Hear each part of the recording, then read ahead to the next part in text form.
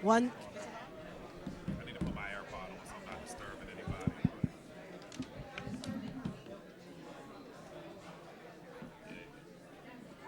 She's asking me a lot of questions. I just said me too. That's why I'm sitting over there like I need to write. Good evening, everyone. Good evening. How are you guys doing? I feel like I see a lot of familiar faces. I feel like I'm home. I'm with family. So for those of you who don't know who I am, my name is Andre Lucas. I'm the Dean of Career Technical Education here at San Diego College of Continuing Education. Before that, I was born and raised in southeastern San Diego. And so I've been with our district for about 12 years. I've been with continuing education now for about 6 going on 7 years. And I just want to say that, I am extremely happy to see that this partnership with BayPAC has sustained itself through all those years, even through COVID, all that. And as many of you know, that we're currently renovating our campus, renovating our historic theater here. And so it's going to be amazing when we start moving some of these events once we remodel our campus into that theater, into that beautiful space. But this is what it's all about, having everyone from the community together, creating a community, creating that support. I want to thank you all for the amazing work that all of you guys do. Without a lot of the work that you guys do, folks like myself wouldn't be in positions like I'm in right now, right? So I just want to thank you all. You all do an amazing job. I just want to turn it over now to Ellen. Thank you, Andre.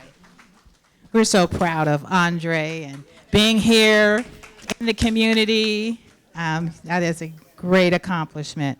Hello, my name is Ellen Nash, and I currently chair the San Diego chapter of the Black American Policy Association Foundation. And I just want to welcome you and thank you all for coming tonight. But I just want a few minutes to just say, I want to thank the coalition that we built around this event tonight. And I want to call out some names.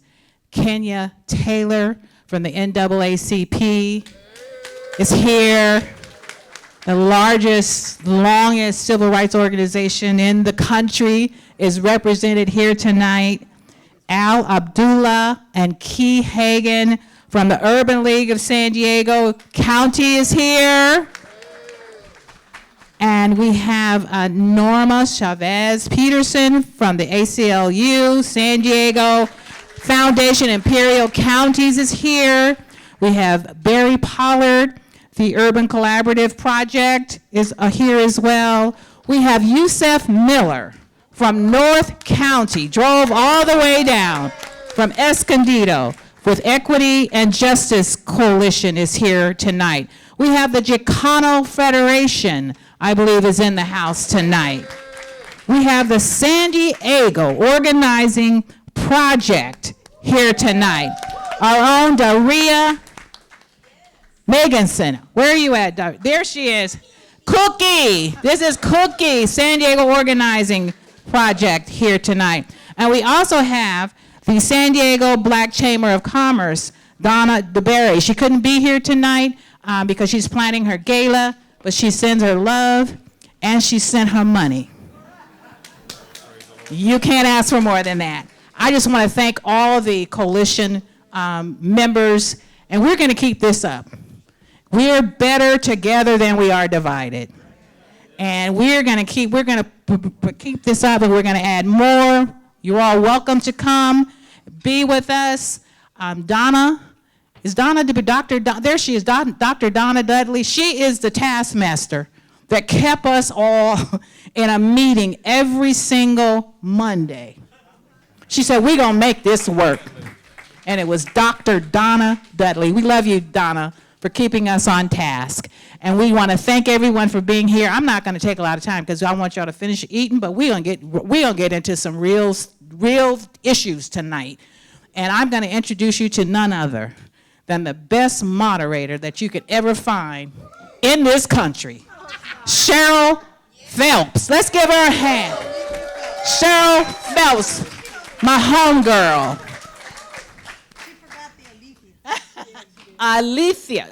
Cheryl Alethea Phelps. Everybody say that with me. Cheryl Alethea Phelps. Hey, everyone. We're going to do some of that since you're so good at this. Let's try We Vote Our Values. 1, 2, 3. We vote our values. So when I say holla, what are you going to say? We vote our values. That's pretty good. So we're going to talk about narrative change in the middle of this, but this is a narrative that I want us all to embrace, all of our organizations, all of us as individuals. When people ask us, do we vote? Yes, we vote. And holla. We vote our values. All right. So it's my great privilege to serve as moderator of another BayPAC Voter Education Forum. I'm especially honored to welcome the 9 nonprofits that joining with the BayPAC San Diego Foundations to co-host this event. I'm going to go ahead and run through them alphabetically because I want to make sure Ellen didn't miss anyone. The ACLU of San Diego and Imperial Counties, ACLU Foundation, of San Diego Imperial Counties, the Chicano Federation, the NAACP San Diego branch, the National Pan-Hellenic Council, San Diego, the North County Equity and Justice Coalition, the San Diego Black Chamber of Commerce, the San Diego Organizing Project, the Urban Collaborative Project, and the Urban League of San Diego County. Woohoo! All right. All of these are 501c3 organizations, and this is a nonpartisan 501c3 event. Part of my job is to ensure that all of us, our panelists, you, the audience, and I follow FPPC guidelines that govern political neutrality for C3 organizations and events. What this means, everyone, is that we may not endorse or oppose any candidate, party, proposition, or ballot measure during this forum.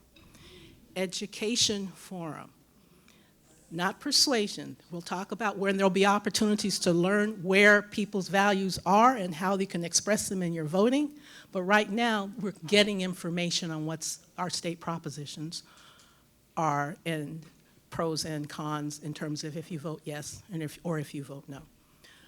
On behalf of your co-hosts, I thank you for your cooperation in this.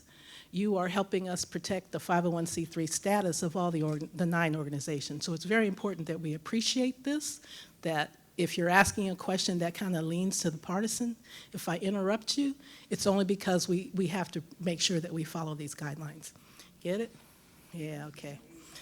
So the purpose of this forum is to give all people, especially Black and brown voters in our region, the opportunity to learn more about the 10 state propositions that will be on our ballots in the upcoming election.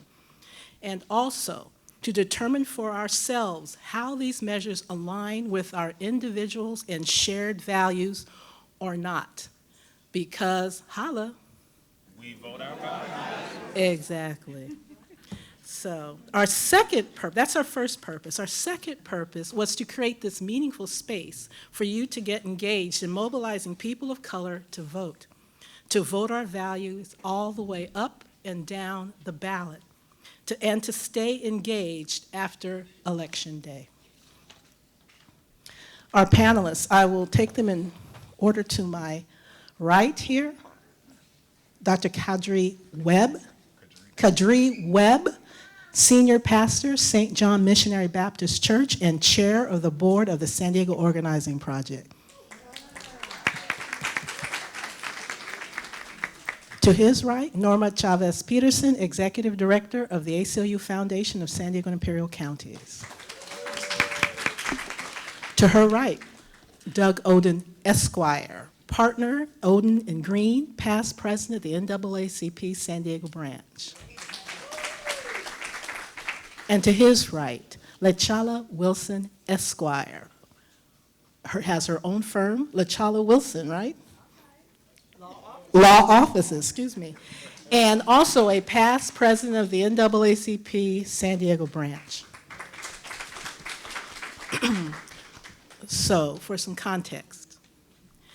In 2020, the Public Policy Institute of California, which is a nonpartisan think tank, published an update of its 2014 report that described California's frequent voters as an exclusive electorate that is disproportionately older, white, affluent, college-educated, and homeowners.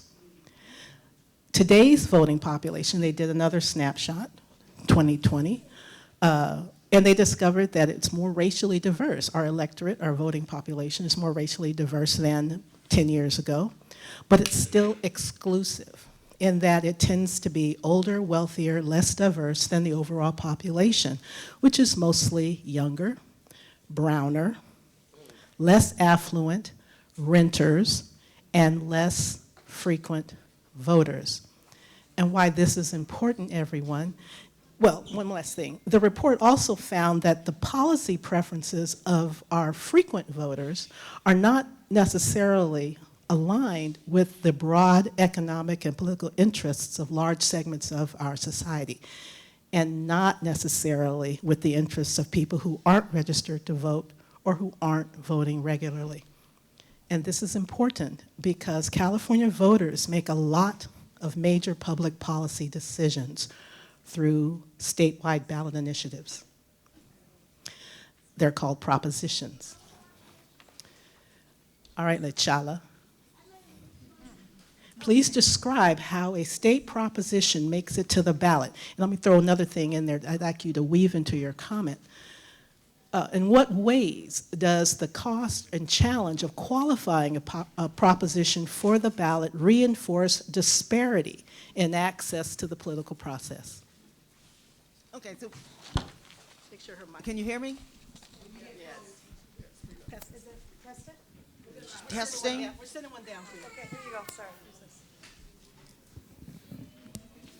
Okay, good evening. Okay, so you hear the propositions, and she told you there's going to be 10 on the ballot this time, and a lot of times you wonder, how does something get on the ballots? Because sometimes you'll hear people complain, oh, I cannot believe the legislature did this, or they don't like the governor. But these propositions, in order for them to pass, that's up to you, who's the voter. But before it gets there, there's three ways. It is true that sometimes the legislature has to put it on there, especially if it's a constitutional amendment. Even if you do collect signatures, sometimes the governor puts it on there. But if you've been to the grocery store or other places where you go shopping, you'll notice there's people out there collecting signatures. And they will tell you, oh, this is what this stands for. But you really have to be careful sometimes in what you sign, because it's not exactly what it says. It's, you think they tell you one thing, but you're actually signing something else because of the way the language is. But that's how they get on the ballot. So you have to be careful. Now, it's not free in order to put it, the ones that you're signing the signatures. A few years back, it would be $1, $2, for each signature people got, the people. But I think lately it's been as high as $10 or $15, which makes people, oh, you need to sign this, because they're getting paid by the number of signatures that they collect. And then it's only it has to be a certain percentage of the last election, how many signatures they have to collect. And so that's why sometimes people collect signatures, and they turn them in, and there's maybe not enough, so it fails. But if there is enough, but they normally try to collect more than they need because some won't qualify, or maybe someone lives in one city and they're somewhere else and they sign the petition, and then those signatures won't count. So that's primarily how they get on, the propositions. Either the legislature does it, or people collect signatures out in front of a store, and then you sign it. So you just have to be careful and make sure what you sign is if that is what you need. And then once you even sign it, well, even before you get there, anyone here can do a petition. But you have to do the language, send it to the Attorney General. Attorney General has to make sure the language is right.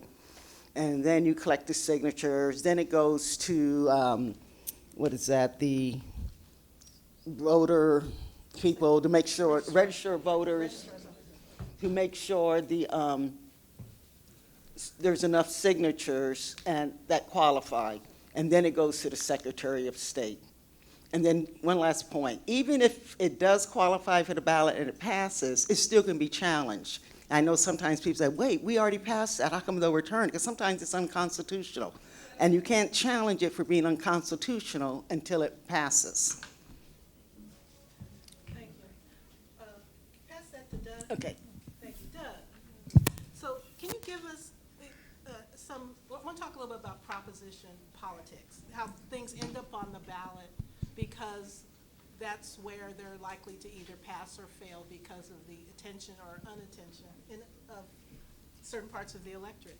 So give us an example of how proposition politics, state or local ballot measures, have played against San Diego's black and brown communities. And Norma, feel free to chime in too. I know, Doug, you mentioned the Market Street MLK. Sure. Many of you remember back in 1987 that the city council passed a measure, changed Market Street to Martin Luther King Way. Okay, it was a 6-1 vote. Some of the property owners or business folk downtown thought that was, quote, taking our heritage away. We've heard that before. We've heard that with statues and things of that nature. Well, they were able to gather enough signatures to put it on the ballot. Now, a lot of folks, when you vote for at the top of the ticket. If there's a contested city council race, you vote for the city council because that's someone you know. And when it gets down to the propositions, some folks just gloss over it and don't do it. And a lot of times people will hold elections in off years where the voter turnout is very low. And when the voter turnout is very low, those who normally vote, as they said, are the homeowners, the wealthy folk, the folks who understand that their vote counts. And the folks who don't vote, they don't count. So what happened in that situation in 1987, that ballot was on the ballot, and 60% of the folk voted in favor of removing Dr. King's name off Market Street and returning it back to Market Street. Now, the horrible thing about that particular initiative was it said irrevocably. So when they passed it, they said, well, we're going to change it, and y'all can't change it back. I don't care what you want to do. So it counts. It matters when you vote and who you vote for.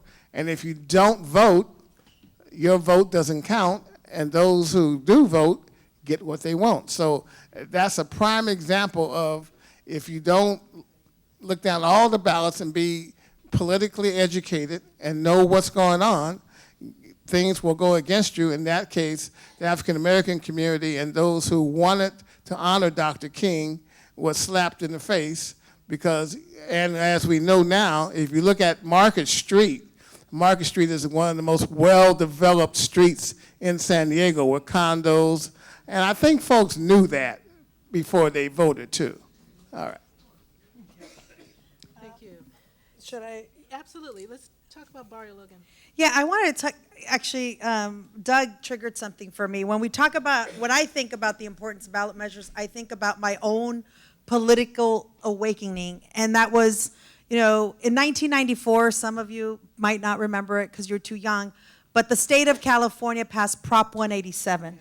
And Prop 187 was an anti-immigrant measure. A lot of the same xenophobic, anti-immigrant, racist narrative that you're hearing now, you heard back then.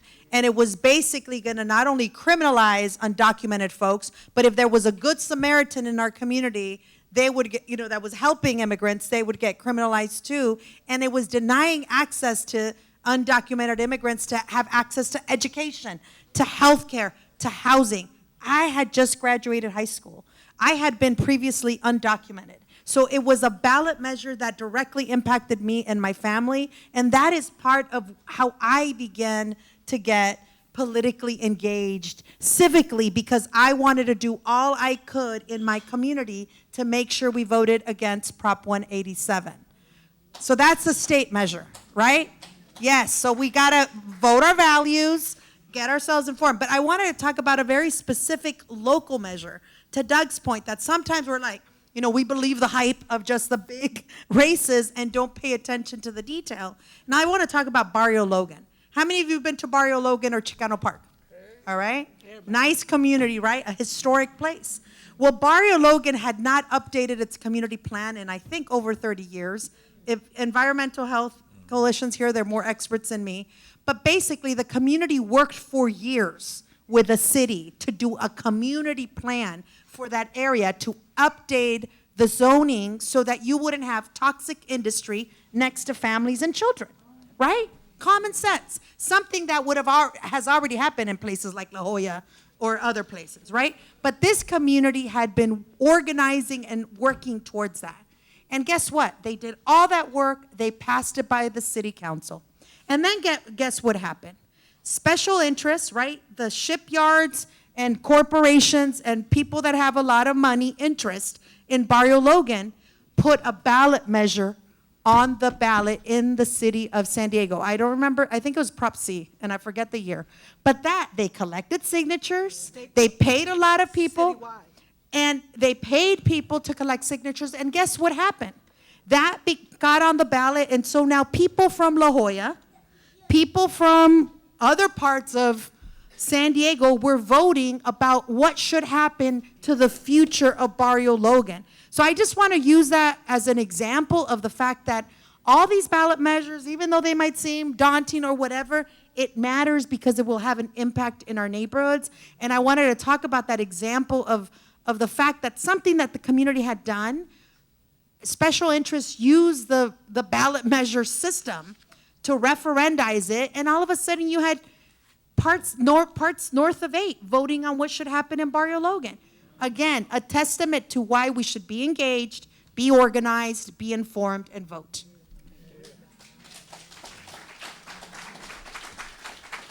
Is your mic on? Okay. Is your mic on? Oh yeah, I don't know who's next. No, I just want to make sure your mics are live. Oh yeah. Okay, great. Test, can you all hear? Test, Yeah, 1, okay. 2. Sorry. So this is, I want to throw this one out to Dr. Webb and to Norma. We've got 9 BIPOC-led organizations in the House. In fact, more, because I see some people here who lead organizations or have interests in, special interests in developing our community and economic value. What should we be doing? What should organizations do better to inform people to vote down the ballot, to vote for propositions, to read these things? What does your organization do, Dr. Webb, to make that happen? So I think that tonight is an example of what we should be doing, and that is pooling our resources together. So while each of us have our unique ethos and our organizations, it's important at times that we leverage power collectively. And so I think that tonight is an example of something that we should be doing constantly. I think it's very easy, and we see the effects of us siloing because of our own organizational interests. I think it's very easy to do that and how natural that comes.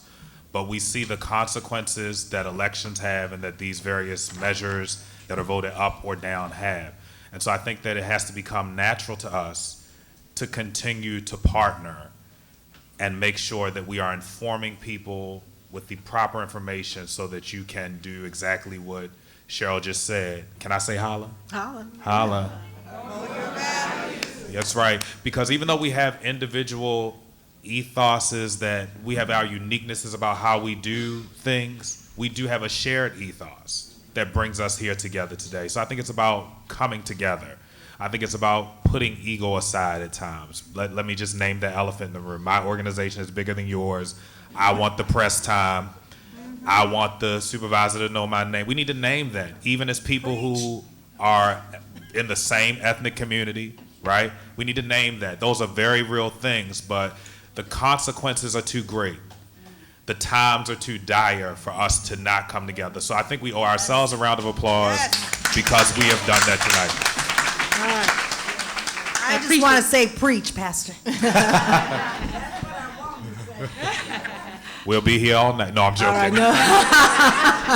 Good to know. So, and on that, you know, the Black church has been foundational in many pro-democracy movements, Dr. Webb, and black denominations have worked alongside civil rights organizations, fraternities and sororities, and labor to encourage voter turnout, voter participation, voter turnout, voter registration. So what role must the faith community play in mobilizing voters, getting souls to the polls? And what should we be doing, the rest of us, to partner with the Black church to be more effective? Well, I think the first thing that the Black church has to do is we got to come back together. So I think we got to start there, right? It's not my church against your church and your church against my church, because we all black people. We all brown people, right? There are some who are LGBTQ, right? We are all affected adversely at times, and even positively at times, by various things. We can vote up or down, right? So I think we have to, first of all, come together. I think then we need to be educating in our churches, right? Church has got to become more than a Sunday holler for us. And nobody likes to shout and dance more than me. I grew up in church. I'm a church boy. I have no shame about it. I believe in the power of the Holy Ghost, saved, sanctified, filled with the Holy Ghost as a mighty burning fire, with the evidence of speaking in tongues as the Lord gives utterance. Right? So I believe in that. I believe in it. I believe in it. And if somebody say the right thing in here, you'll see me quicken and run through here. But, hello, come on here. See, Shondo replication.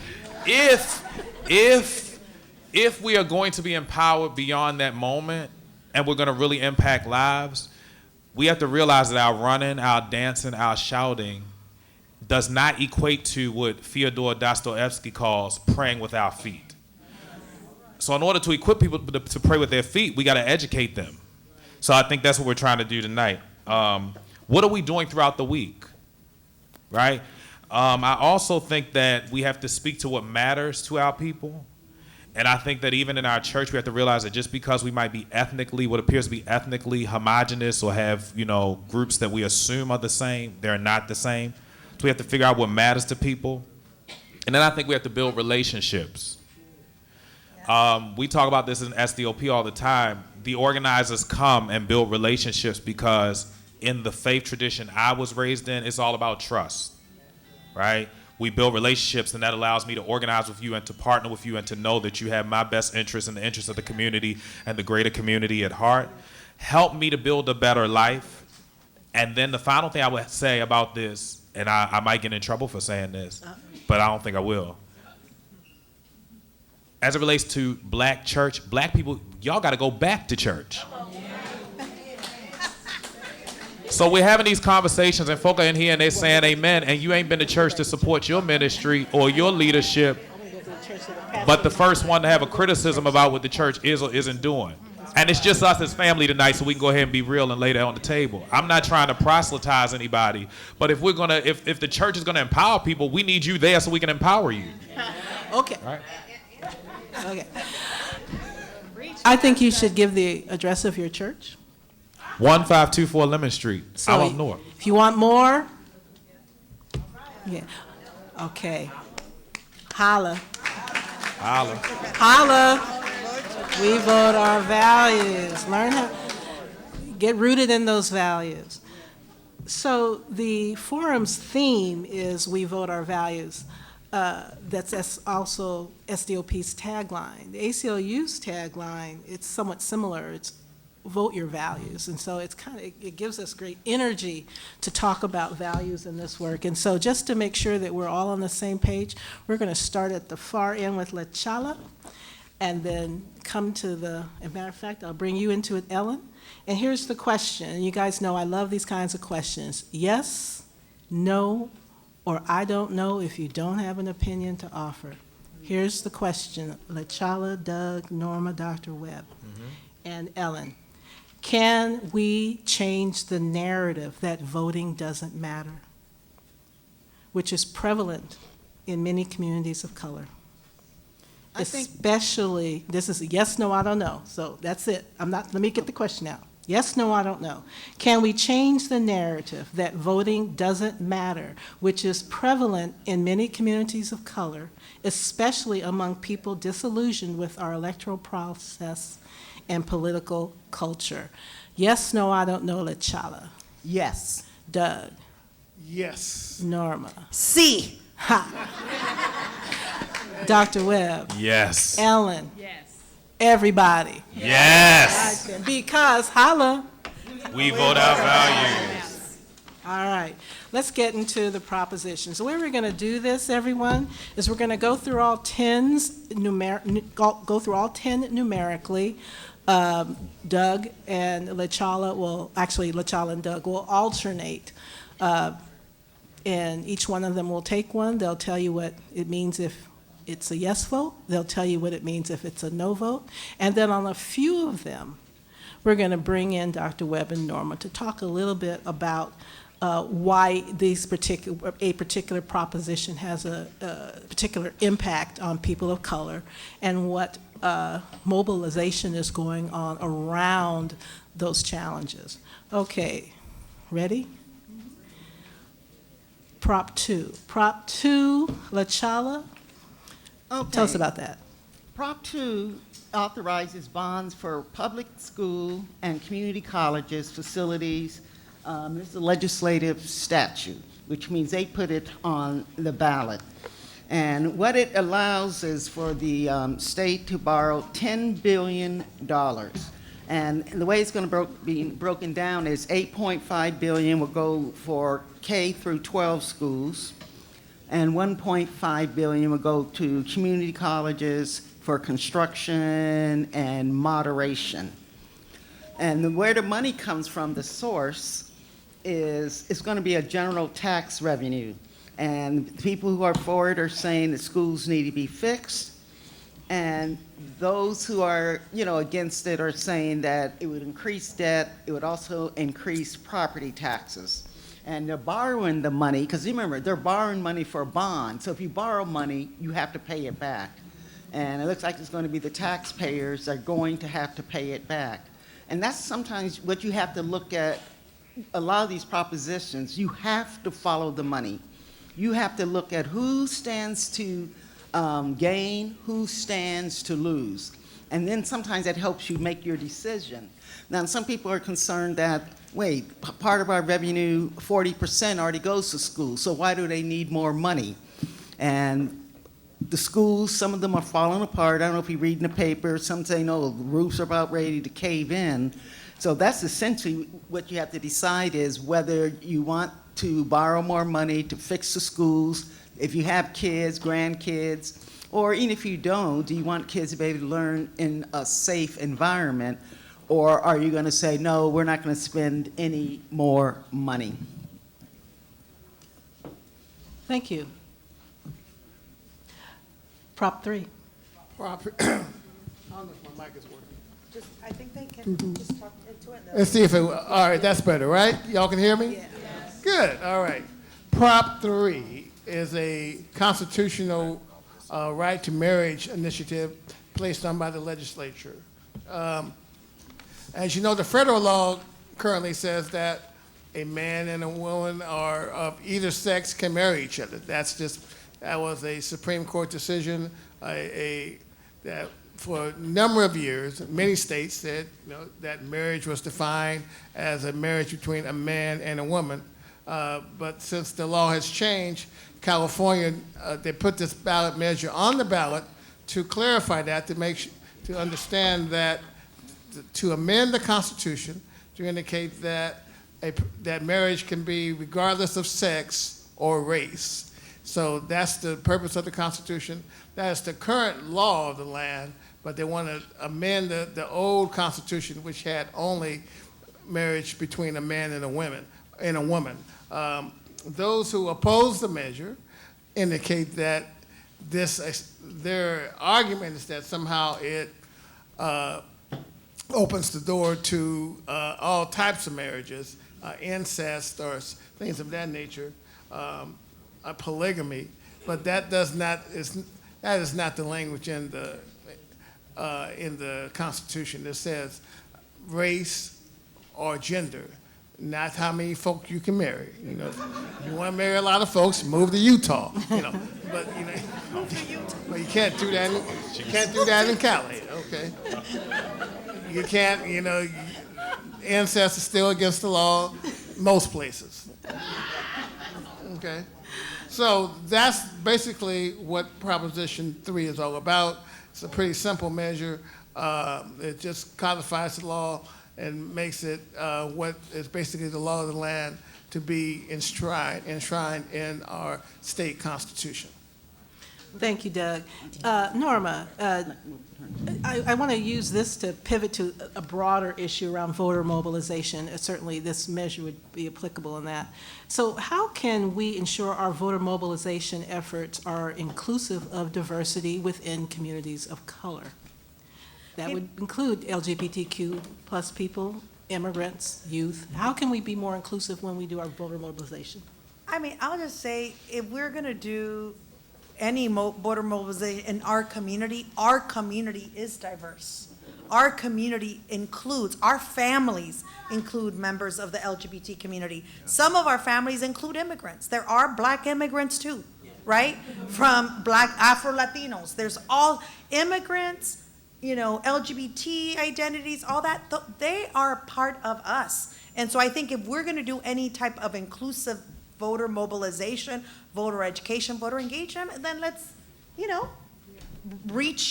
do that work that needs to be done to connect with folk in our community and our families and our neighborhoods, because all of these communities are represented there. Appreciate that.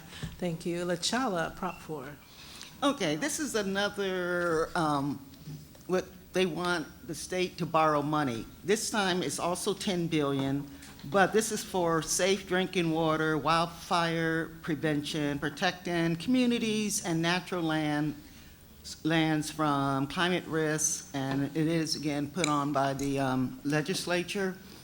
And it's going to be the same argument, is whether we want to borrow money in order, you know, for the bond and then have to pay it back. And in this case, it would be $400 million annually for over 40 years. I'm not saying anything, but they're going to get an IOU from me, because I don't think I'm going to be here 40 years. That's a long time, but that's not the real main issue. And so the only argument really against it is, do we want to borrow money for this? Where's the money going to go? So you have to decide. But of course, everybody wants safe drinking water. And we know with climate change, you know, the fires are here and there. And so that's what the purpose is. You just got to decide how long you plan on living and how many years you're going to pay it back. But 40 years is a long time, but that's not really the issue. But It's not. it's borrowing the money. You mean that in a totally a nonpartisan way, I know. Oh, hold on. We're gonna, that's Prop 4. Prop 4. Prop 5. Doug? Proposition number 5 was placed on the ballot by the state legislature, and it allows for local bonds for affordable housing and public infrastructure to be passed with a 55% voter approval. Currently, it's a 60% measure to pass a bond measure such as this. And we all know that getting 60% is a very high bar. You hardly can get 60% of folks to agree on anything.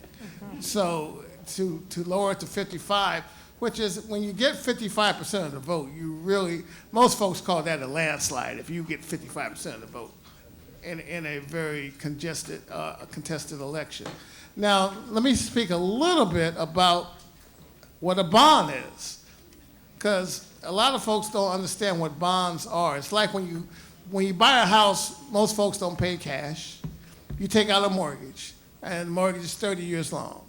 So when the state wants to do something that make a big investment, and that's what bonds usually are, they're going to invest in schools, they're going to invest in affordable housing. They can't afford to pay it cash on the barrelhead. So they create bonds. Now, who buys the bonds? Folks who can buy bonds are usually wealthy folks are folks who are smart enough to realize if you buy a bond, you get a rate of return. And what's the advantage of buying a bond is usually the interest that you earn is tax-free. So a lot of times, if you have a banking account and you earn 2 cents on your savings account, they're gonna try to tax you 1 cent on that. But if it's a bond, the interest you earn is tax-free. And that's why a lot of folks buy bonds, and it depends on the integrity of the person who's offering the bond as to the interest rate. If you're a very stable payer, like the state, the rates aren't that big. If you have a small grocery store, you want to sell some bonds to finance your expansion, they call that junk bonds, and you have to pay a higher rate of interest. But that's basically how bonds work. So in this instance, for affordable housing, the state is saying, look, we need affordable housing. We need to get you folks to vote for it, but we know a lot of folks aren't going to vote for it, so we're going to ask you to, if you pass this measure by 50, then you could vote for affordable housing and other infrastructure at a 55% approval rate. That's basically Prop number 5. Thanks, Doug. Appreciate that, and appreciate the financial tidbits as well. Dr. Webb, this Prop 5 is one of SDOP's 2 priority propositions, and without speaking about the proposition specifically in terms of where SDOP would land on it, what's your view on how Prop 5 will address our region's housing and our lack of housing crises? And how is SDOP organizing churches around this particular issue? So I think that Prop 5 will address the massive shortage of housing, affordable housing that exists. How many people are feeling that crunch? Are you feeling a crunch? I need you to keep it, Right. yeah, because that's asking them if they like Prop 5 or not, and we can't do that. Okay. So just respond to the question. Okay, so I believe that it will provide the housing that we need, the affordable housing, I should say, in communities that lack affordable housing. That's what I believe the Prop 5 will do. Perfect. And how's it paid for? Okay, hold on. I'm going to be the moderator. We're going to have a dessert reception, and you can moderate over there, but I'm going to moderate this. All right. So, Dr. Webb, without focusing specifically on the prop itself, how is SDOP organizing around housing and homelessness issues? Sure. So SDOP is promoting messaging, making sure that people are informed, that they have the information necessary to understand the details of the proposition, and making sure that we resource all churches with that information, so that they can do exactly what you shared tonight, which is vote our values. Thank you. Appreciate that. Lecha, Prop 6. Okay, Prop 6, it eliminates constitutional provision allowing involuntary servitude for incarcerated persons. And this is, it was prepared. Thank you. Go ahead, Lecha. Okay, and so this is a constitutional amendment. I mean, a lot of times I don't people realize is that the California Constitution bans involuntary servitude except as punishment for a crime. So what this is addressing is people who are in prison, sometimes are forced to do work. And not only are they forced to do work, they might make pennies, on the dollar. And even then, I think they owe restitution. They might even take part of that. So what they're trying to say is now you cannot punish an inmate or force them to do the work in the prison unless, they want to do it. And otherwise, the other thing that you can do is either you pay them more and then maybe they'll want to do the work, or number 2, you can give them I call it good time credits, but work credits. So if you do the work, then it makes your sentence shorter. And whether it's going to have a fiscal impact or not, they're not sure, because if they have to pay, then it's going to be more expensive. However, if people get out earlier, then you save money because they're not in prison as long. And far as the con, there is no con to this. And actually, there's no opposition. And that's the short of it. And I know someone else is coming up behind me on this. Yeah. Thank you, LaChala. Norma, this is one of the ACLU's 7 priority propositions. How are the California ACLUs organizing around this issue? Granted, there's no opposition, but this would be one of those vote down the ballot kind of things, wouldn't it? This is one of those vote down the ballot, vote your values. Super important to get educated about it, to the point that LaChala made. This is about cleaning up the remnants on the California Constitution. Really, I'm going to say it, to end slavery. Involuntary work. If It's you are slavery. forced to work, but you don't want to work, is what? Slavery. So that's what this proposition is about. ACLU of California, along with many, many, many organizations across the state, are making sure that we educate voters about what's at stake. Because I'll tell you what, even though there's no opposition, Cheryl talked about what the dominant voters are.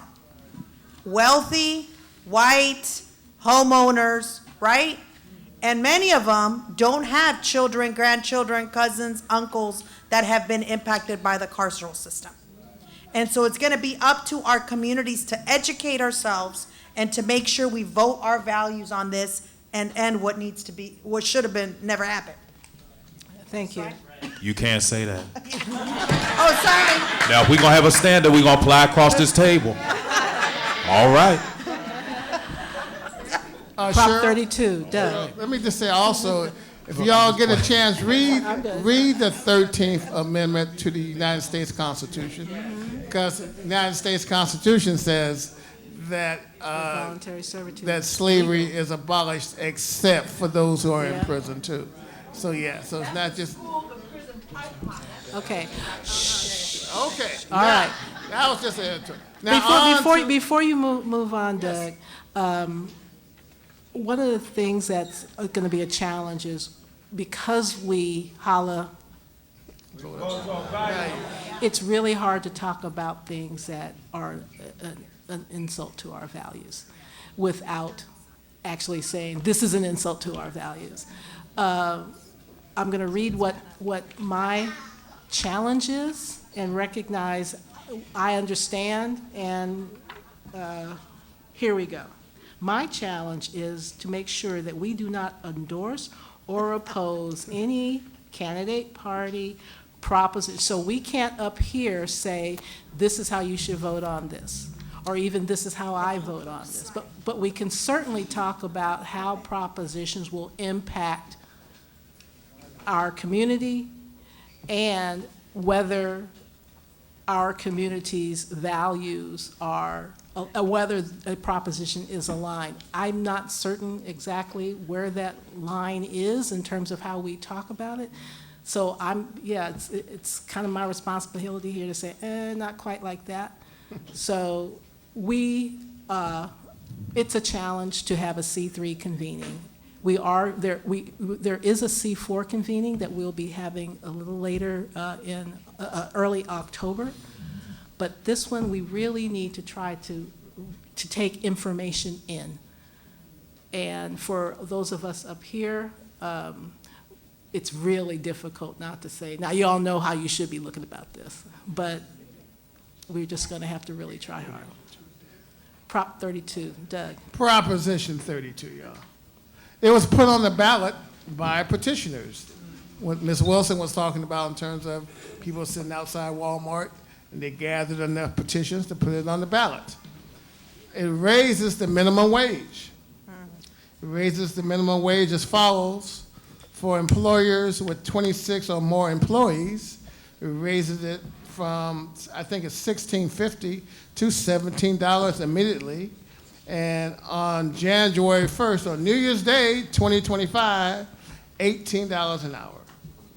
Now, for employers with 25 or fewer employees, it's to $17 on January 1st, 2025, and $18 on January 1st, 2026. Now, as we all know, people who are in favor of minimum wage are those who are making minimum wage. And it makes sense. You get more money, put more money in your pocket. Those who oppose the minimum wage are the folks who have to pay the minimum wage.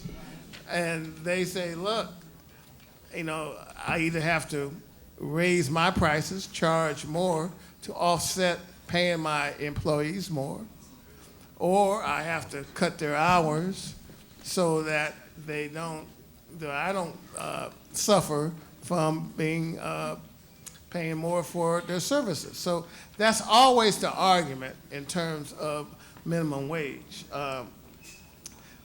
In terms of those, when you look at in terms of, you know, people who have to pay rent, and the rents go up, but your wages don't go up, and if you're, you know, it's fine if you're $17 an hour and you're a student living at home with your parents, but if you're $17 an hour and you got 2 kids and you're trying to pay the rent, you know, it's a little bit more challenging. So that is why the good people of the state of California decided to put this ballot petition on the ballot, so those who want to see the minimum wage rise will vote yes on Proposition 32. Thank you. Proposition 33, Doug. Oh, man. You again. Let me see that one. That was the one about. 33, it allows local governments to impose rent controls. Oh, It rolls the back, rent is too damn rolls high back. one. Yes. Costa Hawkins, yeah. I love that commercial, y'all. If y'all see it, California Dreaming, that's a great commercial. However, Don't the endorse ballot, commercials. but the ballot initiative is a very controversial one because currently, in terms of the law, it's called the Costa Hawkins law. Yes. That limits rent control. And Proposition 33, although it says we're going to abolish, we're going to have more ability to have rent control, it abolishes this state law, the Costa Hawkins law. 33 basically is to authorize cities to have even more stricter rent control policies than what's currently on the books. Currently, certain municipalities can only raise rent maybe 10%, depending on, you can't have rent control for single family houses. In other words, some folks who have, who are able to have rental property may not have a 50-unit apartment complex, but may have 1 unit. And, that's their nest egg, that's their generational wealth. And so they want to have the right to raise the rent to keep up with the economy because property taxes go up. Sometimes if you're paying the water bill for the tenant, that goes up. So they want the ability to raise the rent. Now, currently, there's a rent control tells you how much you can raise the rent. What the opponents of 33 say, well, look, if people can raise the rent anytime they want to, or there's no controls, then that makes that property less valuable. So they may not want to become a mom and pop owner of some rental property because, hey, I can't raise the rent, or if I have a bad renter and they move out and they trash the place, I may have to spend my own money, or if I have to go through a big expensive lawsuit trying to kick out the tenant, that's going to cut into my nest egg. So I suggest all of you read Proposition 33 and its companion one, Proposition 34. It's a very controversial ballot initiative, but it does deal with rent control, and sometimes you just can't, even though the commercial sounds good, you read the proposition. And that's this voter guide here I'm cheating off of. I didn't get mine in the mail, but it should be arriving to all the registered voters. Sometimes it's hard to read, but I urge you to take your time to actually read the language. So when you make your vote, you're making a knowing and intelligent vote on these propositions. And Proposition 33 is certainly one that you really have to take a look at. Thank you. Thank you, Doug. I think we got a flag on the play here because, Norma, you have a different interpretation of that? And just take a moment to shape that. I don't want to interpret it. I agree with Doug. It's a complicated thing, but this is how I think about it, and I'm not going to tell you how, but just super simple what it actually does. Okay. What this proposition does, one, if it passes, if it doesn't, it would allow local cities, local municipalities, county, city of National City, et cetera, to then have their policy discussion about whether or not they have rent control. What's currently in place doesn't even allow cities to have that conversation. So what this proposition is about is changing state law so that local municipalities can then have that policy discussion based on the needs of their community. Thank you. Doug, you good with that? Yes. Great. Prop 34, Lechala. Okay, Prop 34 is another one where people signed a petition, they got enough signatures, so now it's on the ballot for the voters to decide whether or not they want to restrict spending of prescription drug revenues by certain healthcare providers. And this one is sort of interesting because supposedly this is for it only applies to healthcare providers that spend over $100 million in any 10-year period on anything other than direct patient care. And supposedly they want the revenue that they make to go to the patients for their care instead of, I guess, in their own pocket instead of their own profit. So this one, and if they don't comply with that, then there's going to be certain penalties that they will have. And it authorizes the state to negotiate Medi-Cal drug prices on a statewide basis. So that's why they're saving money. And I don't know if anyone else wants to jump in, because this sort of, it only applies to, well, they're after one healthcare provider. And so this is one that you're really going to have to read and understand this, because, right, yeah, because I don't know. But is anyone? Yeah, I mean, I'll just read what's in our thing. It's, because again, this measure requires healthcare providers to spend 98% of revenues from federal discount prescription drug programs on direct patient care. I will say that again. Let me moderate, boss. Oh, say. Full disclosure, I work for Norma.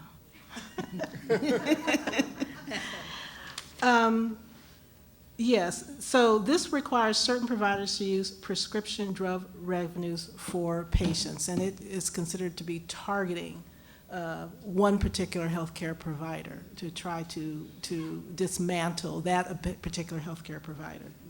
So you would need to read it to know more about that particular healthcare provider, but it requires providers, this particular one, to spend but this particular one is to target 98% of revenues from their federal discount prescription drug program on direct patient care. We got two more to go. 35. Proposition 35 was placed on the ballot via petition, once again. So you know you can do it yourself if you want to.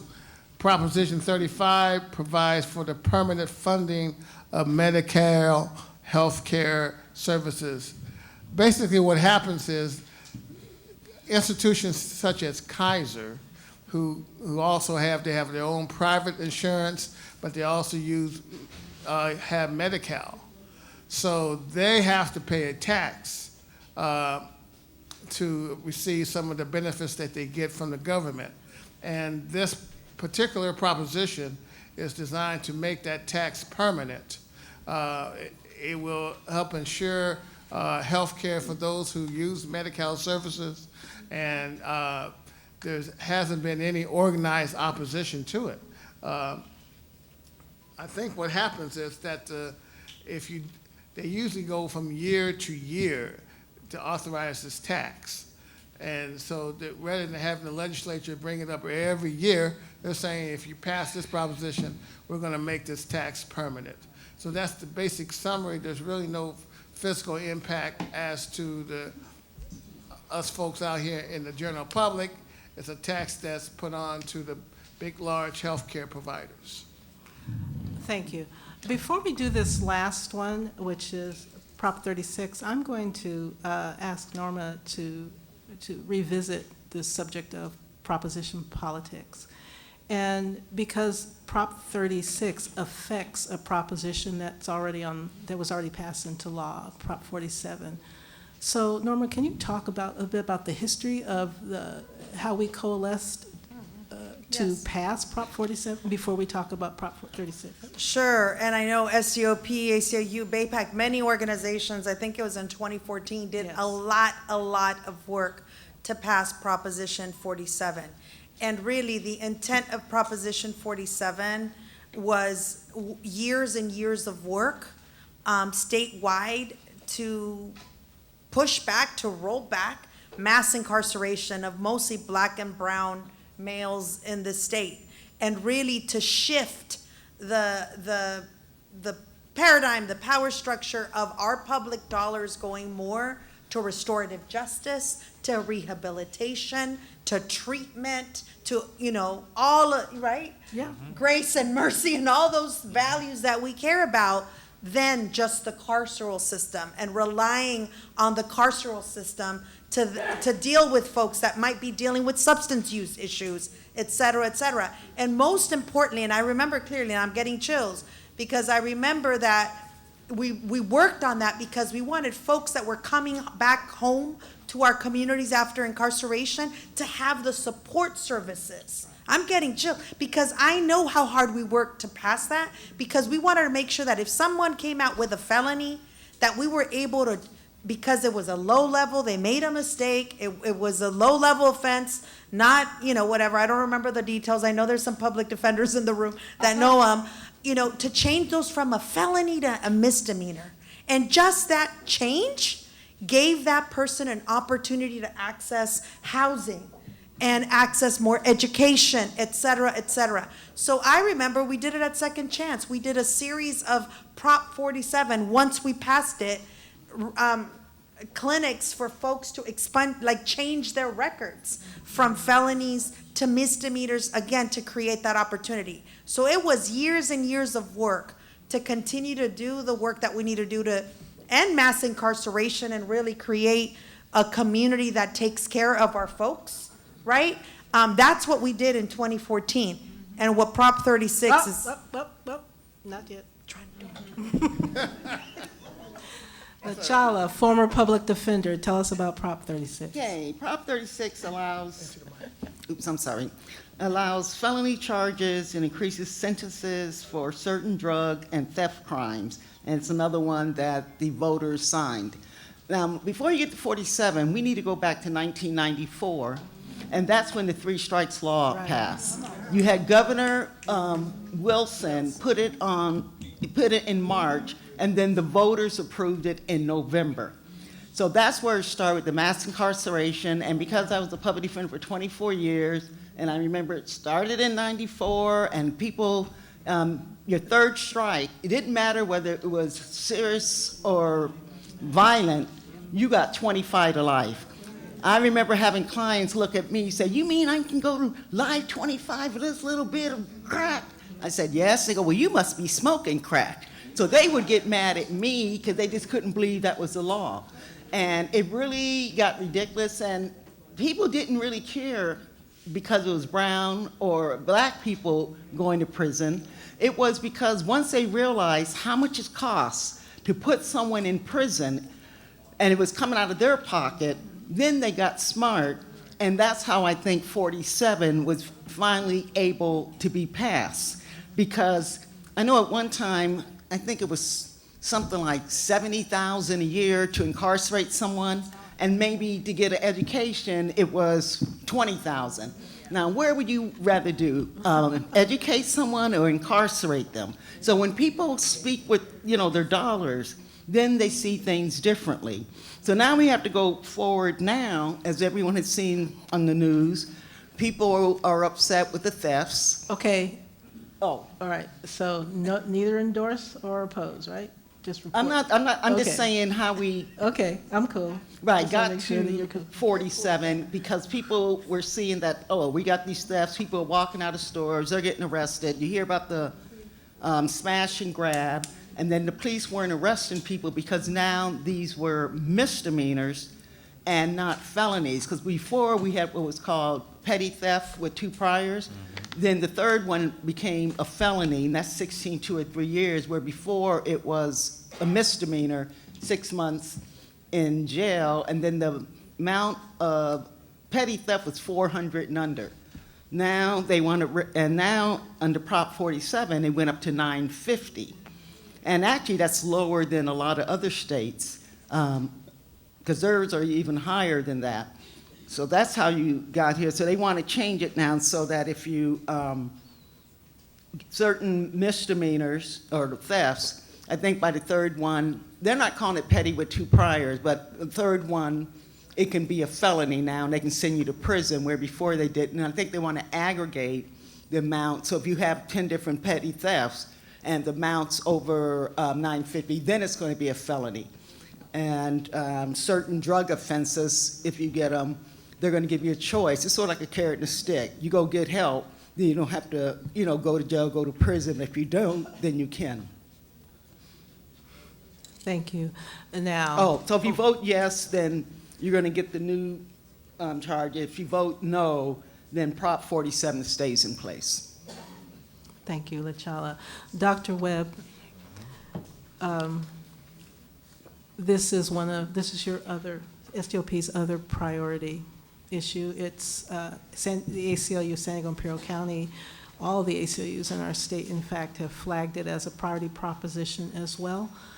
And I'm going to frame this question very carefully for the reasons we've already discussed. Knowing, we've already heard how Prop 47 has benefited people of color. What will change if Prop 36 passes? So if Prop 36 passes, there are several mental health programs that will be cut to the tune of $750 million over the next 10 years.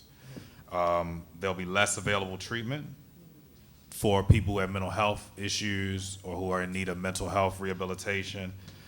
Program cuts, vital services cuts will happen if Prop 36 passes. And of course, you've already heard the attorney share about the harsher penalties which will be imposed upon those who are offenders.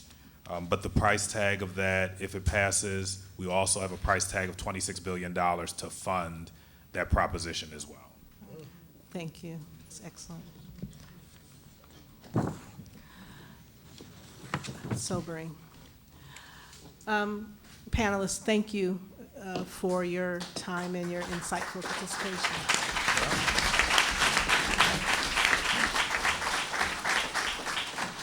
Co-hosts, thank you for your commitment and your efforts to change the narrative.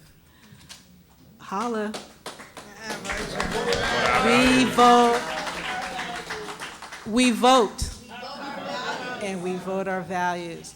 There are communicators in the room. I saw Preacher Man. Preacher Man. Preacher Man. Can we change the narrative? Yes. We vote our values? Yes, ma'am. Dr. Warren, I'm calling you out. I got a mic. Has he left? He left. Oh, well, we'll get to him and let him know. I'm sure he's with us, too. We vote our values. We vote and we vote our values.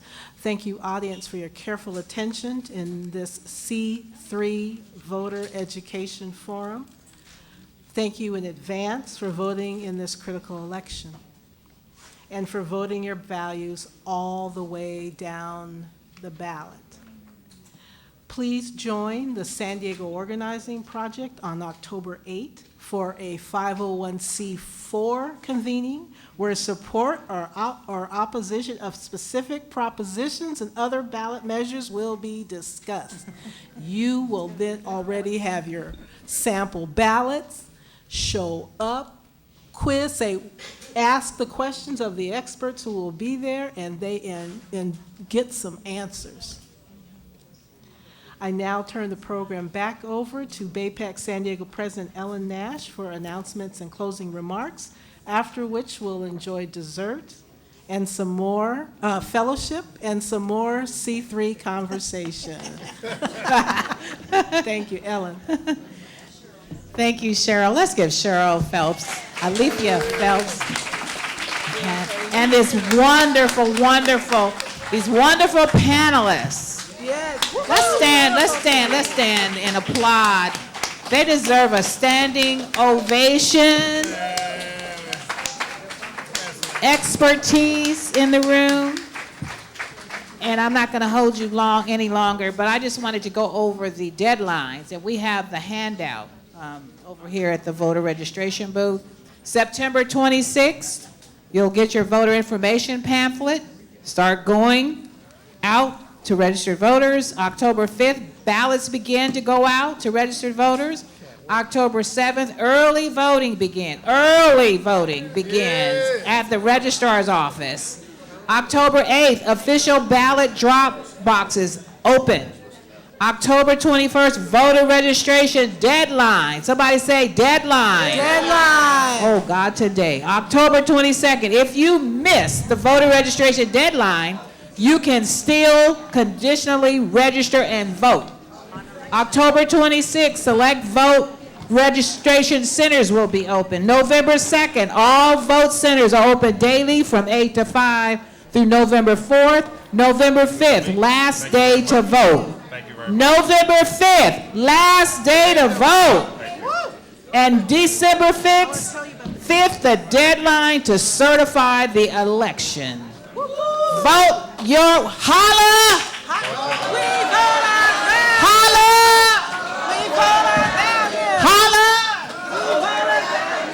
We have now adjourned. Enjoy some dessert. You can go back and forth, fuss, argue, whatever you want to do, but enjoy some dessert with us and coffee. Pass the together. I need you to be on that panel with me. Invite me. Invite me. You know I'll be here. You should have it. Let me see. I think I have your number. Let me see.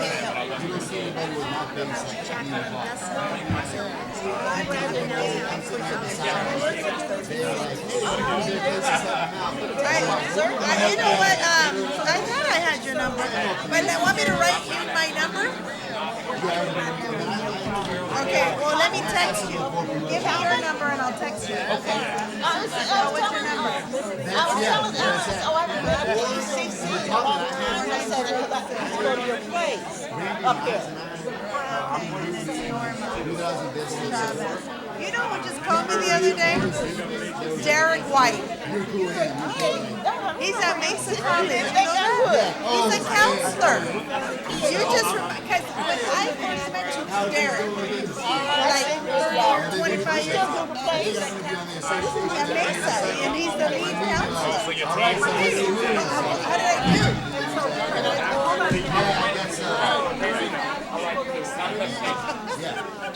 Good to see you. Oh, okay. So I texted you, Ms. Harmon. I texted you, so you let me know and I'll be there. Did you meet La Chala? Did you know her? Oh, cool. Okay, good. Okay, man, I pay. Yeah, I'm keep on saying I'm sorry. I just need to sit and do it. I just do it.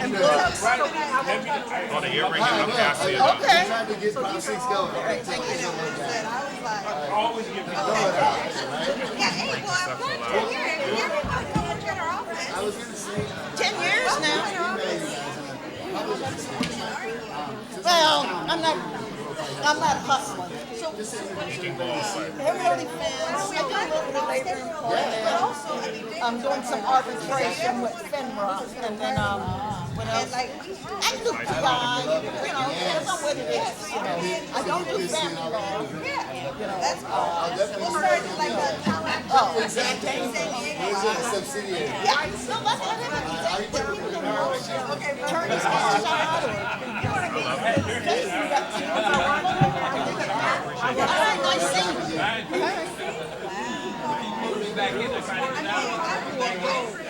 I think if I were you, American Survivors Hall of large civil rights court. And I'm giving you yeah, I got a friend who did family law. She left. She thought the husband would come after her, you know, but she left the wife, and now she does trust me. Why don't I taste you? I don't crack. I mean, like, we're all.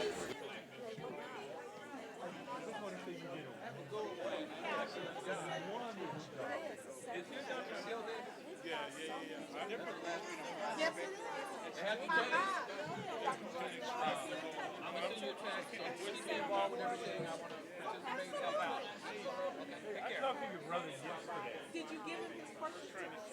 I asked him. I'm working on the eye, and I don't have the picture anymore.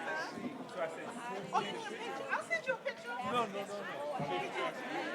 No, picture of this particular point. I tell you what. You got my information? You got a card? Strategize and who we need to. Because I was saying you did a picture. Let's see if I can.